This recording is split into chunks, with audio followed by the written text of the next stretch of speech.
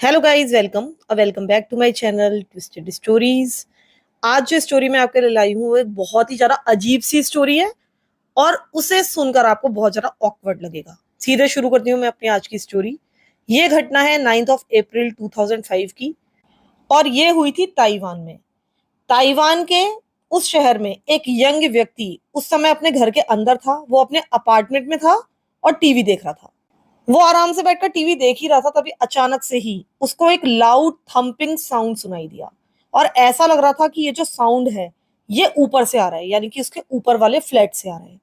जैसे ही उसने इस आवाज को महसूस किया, सुना, तो उसने सीधा ही अपना टीवी म्यूट कर दिया और कान लगाकर ध्यान से थोड़ी देर तक सुनता रहा। कुछ देर तक तो उसको कुछ भी सुनाई नहीं दिया। उसे ऐसा लग रहा था कि शायद ये उसका वहम है। लेकिन करीब करीब आधे एक मिनट के बाद उसने दोबारा से बहुत जोर की थंप की आवाज सुनी। उसके बाद अचानक से ही थंपिंग की आवाज फिर से आने लगी, फिर से आने लगी और उसके बाद जल्दी जल्दी लगातार आने लगी। जब वो इस चीज को ध्यान से सुन ही रहा था, तभी अचानक से उसने महसूस किया कि इन थंपिंग की आवाजों के साथ ही चैंटिंग की आवाज भी आ रही है। जिस तरह से कोई मंत्र चैंट करता है या किसी भी चीज को चैंट करता है, बार बार पढ़ता है, उस तरह की आवाजें भी साथ में आ रही थी। अब इस तरह की आवाजें आना किसी के लिए भी बहुत ज्यादा अनयूजुअल हो सकता है और हो सकता है कि कोई एवरेज पर्सन हो, कोई यानी कि दूसरा व्यक्ति हो, तो वो इन आवाज से थोड़ा सा घबरा जाए। लेकिन ये जो व्यक्ति था जिसने आवाजें सुनी थी, उसको ये आवाजें बहुत ज्यादा वियर्ड नहीं लग रही थी, क्योंकि उसको पता था कि जो फैमिली उसके ऊपर रहा करती है, यानी कि उसके ऊपर वाले अपार्टमेंट में रहा करती है, यानी कि वो फैमिली, वो बहुत ज्यादा एसेंट्रिक लोग हैं। वो बहुत ज्यादा रिलीजियस हैं और ज्यादा किसी से बातचीत नहीं करते, बस अपने आप में ही सेंटर्ड रहते हैं। कई बार अपने घर पर वो सेरेमोनियल डांसेस किया करते थे, बहुत सारे रिचुअल्स परफॉर्म किया करते थे और लगभग दिन के किसी भी समय ये सारी आवाजें उनके घर से आ सकती थी और ये बिल्कुल भी अनयूजुअल नहीं था। इस तरह की आवाजें इस व्यक्ति ने पहले भी कई बार सुनी थी। कई बार ऊपर से स्टॉम्पिंग की आवाजें आती थी, डांसिंग की आवाजें आती थी और साथ ही कई बार चैंटिंग की ये जो आवाजें होती थी ये बहुत ज्यादा लाउड होती थी और साथ ही ऑब्वियसली बहुत ज्यादा अनोइंग भी होती थी। ये सारी चीजें इसको बिल्कुल भी पसंद नहीं आती थी, जो व्यक्ति इस फ्लैट के नीचे रहता था। लेकिन उसने कभी भी कंप्लेंट नहीं किया था। वो फैमिली के प्रति बहुत ज्यादा रिस्पेक्टफुल था और उसको पता था कि अगर अपार्टमेंट में हम रहते हैं तो हमको बहुत सारी चीजों को बर्दाश्त करना पड़ता है। इसके साथ ही उसे ये भी पता था कि ये जो वू फैमिली है, ये सारी चीजें जो भी वो कर रहे हैं वो सब कहीं ना कहीं उनके रिलीजन से, उनके धर्म से कनेक्टेड है और इसीलिए उसको ज्यादा उनकी इन सारी चीजों में इंटरफेयर नहीं करना चाहिए। उसका इससे कोई लेना देना नहीं होना चाहिए। तो ये हमेशा ही इन सारी चीजों को इग्नोर किया करता था। तो इस बार भी उसने यही किया। उसने इन सारी की सारी नॉइसेस को इग्नोर किया, अपने टीवी का वॉल्यूम बढ़ा दिया। जो टीवी उसने अभी तक म्यूट रखा हुआ था उसकी आवाज फिर से तेज कर दी। वो टीवी देखने लगा और यह कोशिश करने लगा कि इन सारी चीजों के बारे में अब वो भूल जाए। अब वो टीवी पर कॉन्सेंट्रेट करने लगा। कुछ मिनट्स बीत गए, लेकिन ऐसा लग रहा था कि अब जो नॉइसेज ऊपर वाले अपार्टमेंट से आ रही हैं वो और ज्यादा लाउडर होती जा रही है, और ज्यादा तेज होती जा रही है, और ज्यादा तेज होती जा रही है। अब वो इतनी तेज हो गई थी धीरे धीरे कि उनको इग्नोर करना एक तरह से इम्पॉसिबल हो गया था। तभी अचानक ही उसने ऊपर वाले अपार्टमेंट से एक चीख की आवाज सुनी। अब ये जो स्क्रीमिंग की, जो चीखने की आवाज थी, वो किसी भी सेरेमनी से, किसी भी रिचुअल से अटैच्ड नहीं लग रही थी। ऐसा लग रहा था कि कोई ना कोई व्यक्ति है जो कि किसी ना किसी तरह के खतरे में है, या फिर कहीं फंस गया है, या उसके साथ कुछ ना कुछ गलत हो रहा है। इसी कारण से अब ये जो व्यक्ति था ये इस आवाज को इग्नोर नहीं कर पाया। उसने सीधा रिमोट उठाया, अपना टीवी बंद कर दिया, खड़ा हुआ और अब वो ये सोच रहा था कि शायद मुझे ऊपर जाना चाहिए, यानी कि अपस्टेयर्स जाना चाहिए और देखना चाहिए कि सब कुछ ठीक है या नहीं है। अब उसने मन बना लिया था कि वो ऊपर जाएगा, ऊपर वाले अपार्टमेंट का दरवाजा नॉक करेगा और देखेगा कि कोई भी हर्ट तो नहीं है, किसी को मदद की जरूरत तो नहीं है। जैसे ही वो अपने घर के दरवाजे के पास पहुंचा कि उसको खोलकर अब वो ऊपर की तरफ जाए, तभी अचानक उसने महसूस किया कि वो फैमिली के घर से जो भी नॉइसेस आ रही थी वो कंप्लीटली स्टॉप हो चुकी थी। पूरी तरह से वहां पर शांति छा गई थी और किसी भी तरह की कोई भी आवाज वहां से अब नहीं आ रही थी। अब जब इस व्यक्ति ने महसूस किया कि किसी भी तरह की कोई भी आवाज नहीं आ रही है, तो वो अपना दरवाजा खोलकर वहीं पर करीब एक मिनट के लिए खड़ा रहा। वो कान लगाकर ध्यान से सुनता रहा कि किसी भी तरह की अगर कोई आवाज आएगी तो मैं ऊपर जाऊंगा। वो वेट करता रहा, लेकिन वहां पर अब किसी भी तरह की कोई भी आवाज नहीं आ रही थी। कुछ मिनट्स तक उसने वहां खड़े होकर इंतजार किया, लेकिन जब कुछ भी नहीं हुआ तो ये व्यक्ति वापस मुड़ा, उसने अपना दरवाजा बंद किया, वो वापस अपनी उसी सीट पर आकर बैठ गया जहां पर बैठकर वो टीवी देख रहा था। उसने वापस अपना टीवी ऑन किया और टीवी ध्यान से देखने लगा। अब इसके 2 दिनों के बाद यानी कि 11 अप्रैल के दिन ये जो सेम यंग मैन था ये एक बार फिर से अपने घर के अंदर मौजूद था। इस समय भी ये टीवी देख रहा था। तभी अचानक से ही उसने जोर जोर की पाउंडिंग साउंड सुनी। अब उसने अपना टीवी म्यूट किया और ये आवाजें अभी भी लगातार आ रही थी। अब इस बार ये जो आवाजें थी ये अपस्टेयर से नहीं आ रही थी, बल्कि ये उसके फ्रंट डोर से आ रही थी। ऐसा लग रहा था कि कोई इतनी जोर जोर से उसका फ्रंट डोर खटखटा रहा है कि उसको तोड़ ही डालेगा। अब ये जो व्यक्ति था तुरंत ही फटाफट अपने फ्रंट डोर के पास गया, उसने जल्दी से दरवाजा खोला और तब उसने देखा कि दरवाजे पर एक मिडिल एज्ड मैन खड़ा हुआ है जिसका नाम था वू शान। अब ये जो वू शान नाम का व्यक्ति था ये जो ऊपर वू फैमिली रहती थी उसका मुखिया था। ये जो वू शान नाम का व्यक्ति था उस समय बहुत ज्यादा हॉरिबल दिख रहा था। उसने सारे काले कलर के कपड़े पहने हुए थे, पूरा सिर से पैर तक उसने ब्लैक कलर के ही कपड़े पहने हुए थे। वो व्यक्ति बहुत ज्यादा कमजोर था, बहुत ही ज्यादा पतला दुबला था और कहीं ना कहीं उसकी जो स्किन थी वो पेल थी यानी कि पीली पड़ी हुई थी।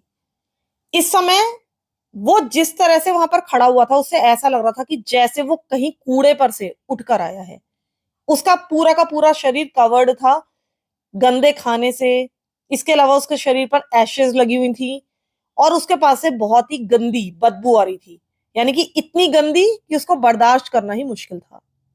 अब इस व्यक्ति ने उस वू नाम के व्यक्ति से पूछा कि सब कुछ ठीक है, तुम ठीक हो? ये पूछते हुए उस व्यक्ति को 2 दिन पहले की वो सेरेमनी भी याद आ रही थी जो कि इनके घर में चल रही थी। अब ये जो वू नाम का व्यक्ति था जो इस यंग मैन के दरवाजे पर आया था वो वहां पर बस खड़ा रहा। उसके एक्सप्रेशंस पूरी तरह से वेकेंट थे और उसने इस व्यक्ति से कहा कॉल एन एम्बुलेंस, यानी कि एम्बुलेंस को बुलाओ। इसके बाद उसने आगे कुछ भी नहीं कहा, वो पलटा और उसके बाद सीढ़ियां उतरता हुआ यानी कि एक तरह से भागता हुआ वहां से डिसअपियर हो गया। वो वहां से नीचे उतरा, सड़क पर गया और वहां तक उसको ये जो यंग व्यक्ति था वो जाता हुआ देखता रहा। अब वो वहां पर खड़ा हुआ था, वो सोच रहा था कि अभी अभी क्या हुआ है, यानी कि उसको समझ में ही नहीं आ रहा था कि क्या करना है, उसे किस व्यक्ति के लिए एम्बुलेंस बुलानी है, क्या करना है। वो कुछ भी इस पजल को सॉल्व कर ही नहीं पा रहा था। वो वैसे ही इतना अजीब सा नजर आ रहा था, पूरा फिल्थ से गंदगी से लिपटा हुआ था और अब वो यहां से अचानक से ही भाग गया था। अब इस व्यक्ति को वो बिजार रिचुअल याद आने लगा जो कि इनके घर में 2 दिन पहले चल रहा था, जो कि उसने 2 दिन पहले सुना था।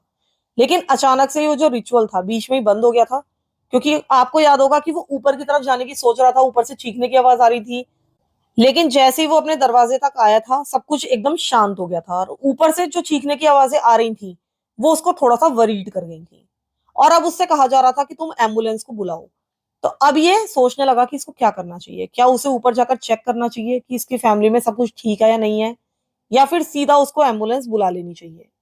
अब उसने डिसाइड किया कि वो सीधा एम्बुलेंस को नहीं बुलाएगा, पहले वो अपस्टेयर्स जाकर चेक करेगा कि सब कुछ ठीक है या नहीं है। तो अब ये जो यंग मैन था ये अपने अपार्टमेंट से बाहर निकला, अपस्टेयर्स गया और वू फैमिली के अपार्टमेंट के बाहर पहुंचा।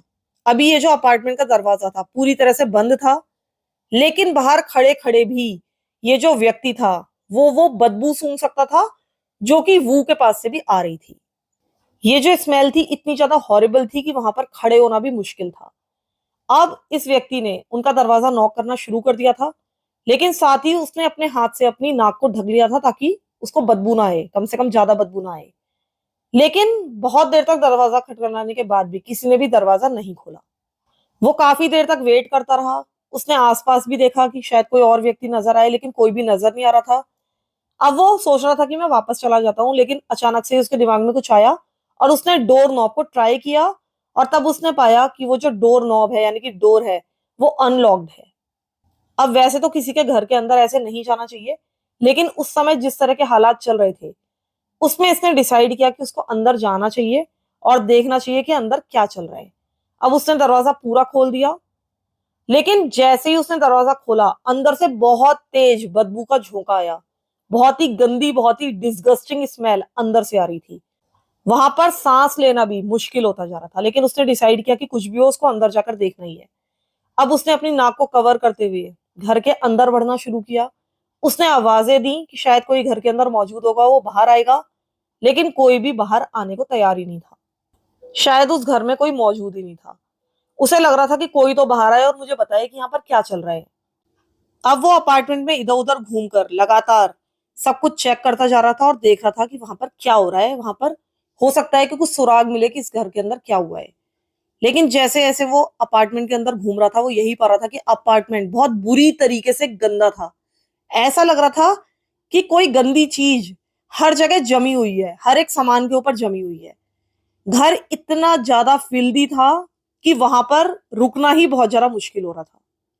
अब वो धीरे धीरे आगे बढ़कर इनके लिविंग रूम में पहुंचा, लेकिन उसने पाया कि लिविंग रूम के बीचों बीच कुछ पड़ा हुआ है। वो वहां पर रुक गया और जो चीज उसने वहां पर देखी उस पर उसको विश्वास ही नहीं हो रहा था। बाद में पता चला कि ये जो वू फैमिली थी, उसने 2 दिन पहले एक रिचुअल परफॉर्म किया था और जो भी आवाजें उसको नीचे सुनाई दे रही थी और उसके साथ ही दूसरे नेबर्स को भी सुनाई दे रही थी, वो इन्हीं रिचुअल्स की आवाजें थी। इन्हीं रिचुअल्स को करते हुए ऊपर से डिफरेंट नॉइसेज आ रही थी, चीखने की आवाजें आ रही थी। ये सब कुछ उसी रिचुअल से या उसी सेरेमनी से कनेक्टेड था। ये पता चला कि वू फैमिली की एक बेटी वो बहुत ज्यादा बीमार हो गई थी और क्योंकि फैमिली के पास बहुत ज्यादा पैसा नहीं था, वो किसी बड़े डॉक्टर को, अच्छे डॉक्टर को दिखा नहीं सकते थे। इसीलिए उन्होंने पहले तो 2 दिन तक उसकी खुद ही देखभाल की। लेकिन जब उसकी तबीयत बिल्कुल भी नहीं सुधरी तो इन्होंने डिसाइड किया, या हम कह सकते हैं कि उन्हें ऐसा लगा कि ये जो उनकी बेटी है ये फिजिकली सिक नहीं है बल्कि स्पिरिचुअली सिक है, यानी कि उसे पजेस किया गया है। उन्हें ऐसा लग रहा था कि इनकी बेटी के शरीर में कोई डेमन आ गया है, कोई शैतान आ गया है और उसको निकालना जरूरी है। इसी कारण से वो डिफरेंट सेरेमनीज ट्राई कर रहे थे ताकि इस जीवन को वहां से भगाया जा सके। लेकिन वो जो कुछ भी कर रहे थे वो सब कुछ काम ही नहीं कर रहा था, यानी कि उनकी बेटी की तबीयत में कोई सुधार नहीं हो रहा था। अब जब इनको कुछ भी समझ में नहीं आया और जब कोई भी उपाय इनकी बेटी के ऊपर काम नहीं किया, तो इनको ऐसा लगा कि शायद जितने भी बाकी फैमिली मेंबर्स हैं वो भी पजेस्ड हैं, यानी कि उनको भी इसी सेम शैतान ने ही अपने कब्जे में किया हुआ है। और अब इनको धीरे धीरे यकीन हो गया था कि ये जो पूरी वू फैमिली है वो सभी पजेस्ड हैं इसी डीमन के द्वारा। और इसी कारण से उन्होंने डिफरेंट सेरेमनीज करनी शुरू कर दी। वो तरह तरह के डांस करते थे, स्टॉम्पिंग साउंड्स आती थी अपस्टेयर से इस व्यक्ति को, चैंटिंग की आवाजें आती थी और भी तरह तरह की आवाजें आती थी। लेकिन जिस दिन नेबर ने वो सारी की सारी स्टॉम्पिंग, चैंटिंग और साथ ही चीखने की भी आवाज सुनी थी, जब उसने डिसाइड किया था कि वो ऊपर जाकर चेक करेगा, लेकिन आवाजें आनी बंद हो गई थी, वही वो दिन था जबकि इस वू फैमिली ने डिसाइड किया था कि वो एक बड़ा सा ग्रुप एग्जॉर्सिज्म करेंगे ताकि इस डीमन से हमेशा के लिए छुटकारा मिल जाए। लेकिन जिस तरीके से उन्होंने इस एक्सॉर्सिज्म को परफॉर्म किया वो बहुत ज्यादा हॉरिफाइंग है और उस पर विश्वास ही नहीं होता। उन्हें ऐसा लगता था, या शायद उन्होंने कहीं सुना होगा, कि जो डीमंस होते हैं वो फिल्थ से बहुत ज्यादा घबराते हैं, गंदगी से बहुत ज्यादा घबराते हैं। इसीलिए उन्होंने डिसाइड किया कि वो अपनी बॉडीज में पूरी तरह से फिल्थ भर लेंगे। जब उनकी बॉडीज बहुत ज्यादा गंदी हो जाएंगी तो ये सारे के सारे डीमंस जिन्होंने उन्हें पोजेस किया हुआ है वो सब उन्हें छोड़कर चले जाएंगे। अब जब ये वू फैमिली चैंटिंग कर रही थी, साथ ही स्टॉम्पिंग साउंड प्रोड्यूस कर रही थी कूद कूद कर, और इसके अलावा चीख रही थी, उस दौरान वो अपनी खुद की फीसेस, अपनी खुद की पॉटी को कंज्यूम कर रहे थे, उसे खा रहे थे, ताकि अगर उनकी बॉडी में गंदगी जाएगी तो ये डीमन निकलकर भाग जाएगा। लेकिन ऐसा करते हुए कई सारे मेंबर्स को वॉमिटिंग हो रही थी, लेकिन वो इस वॉमिट को भी उठाते थे और एक बार फिर से खा लेते थे, एक बार फिर से स्वॉलो कर जाते थे, ताकि ये उनकी बॉडी के अंदर ही रहे। ये जो सारा का सारा रिचुअल था ये कई घंटों तक चलता रहा। लेकिन इसके 2 दिनों के बाद जबकि नेबर इनके घर के अंदर एंटर होता है, और मैंने बताया कि वो लिविंग रूम में एंटर होता है और उसके बाद बीचों बीच उसको कुछ ऐसा दिखता है कि वो वहीं पर रुक जाता है, तो उसको दिखी थी इस फैमिली की डॉटर। ये वही डॉटर थी जो कि सबसे पहले बीमार पड़ी थी और ऐसा माना जा रहा था कि उसको डीमन ने पजेस कर लिया है। उस नेबर को इनके घर के अंदर उस लड़की की लाश मिली थी, वो जमीन पर पड़ी हुई थी और उसको बाद में पुलिस ने वहां से उठाया और उसकी ऑटोप्सी कराई। तब उन्हें पता चला कि उसके जितने भी एयरवेज थे, यानी कि इंसान जहां से भी सांस ले सकता है, वो सारे के सारे ब्लॉक हो चुके थे फीसेस के द्वारा और साथ ही वॉमिट के द्वारा भी। यानी कि उसके मुंह में, उसके नॉस्ट्रिल्स में पॉटी भरी हुई थी और साथ ही उसका खुद का वॉमिट भरा हुआ था। जब नेबर ने इस लाश को बरामद किया और पुलिस को खबर की, तब तक पूरी की पूरी वू फैमिली वहां से भाग चुकी थी। जो इनके घर का मुखिया था यानी कि वो इस नेबर के पास गया था। उसने सिर्फ ये कहा था कि कॉल एन एम्बुलेंस, यानी कि एम्बुलेंस को बुला दो, और उसके बाद वो लोग वहां से भाग गए थे। लेकिन बाद में पुलिस वालों ने पूरी की पूरी फैमिली को पकड़ लिया था। पकड़ने के बाद उनसे पूछताछ की गई थी और तब ये सारी की सारी कहानी सामने आई थी। लेकिन बाद में कोर्ट ने डिसाइड किया कि ये पूरी की पूरी वू फैमिली एक ऐसी बीमारी से पीड़ित है जिसे मास हिस्टीरिया कहा जाता है। और इसी कारण से, क्योंकि उनकी मानसिक स्थिति सही नहीं थी, इसीलिए उनको उनके कर्मों के लिए लीगली अकाउंटेबल नहीं पाया गया। इन सबका इलाज कराया गया और एक तरह से इनको इनके जुर्म के लिए बरी कर दिया गया। वो जिस लड़की की मौत हुई थी उसके लिए इनको जिम्मेदार नहीं ठहराया गया, इन सबका इलाज करवाया गया। तो फिलहाल के लिए इतना ही। आप लोग बताइएगा कि ये स्टोरी आपको कैसी लगी। मुझे तो ये स्टोरी बहुत ही ज्यादा डिस्गस्टिंग लगी और बहुत ज्यादा अजीब लगी। आप लोगों को ये स्टोरी कैसे लगी प्लीज बताइएगा। प्लीज एक एक कमेंट जरूर कर दीजिएगा और चैनल को प्यार देते रहिए। सारे नोटिफिकेशंस ऑन कर लीजिए, क्योंकि यूट्यूब मेरे चैनल के नोटिफिकेशंस नहीं भेजता है। दोनों ही चैनल के नोटिफिकेशंस प्लीज ऑन कर लीजिए। Thank you so much for listening to my stories. Thank you so much.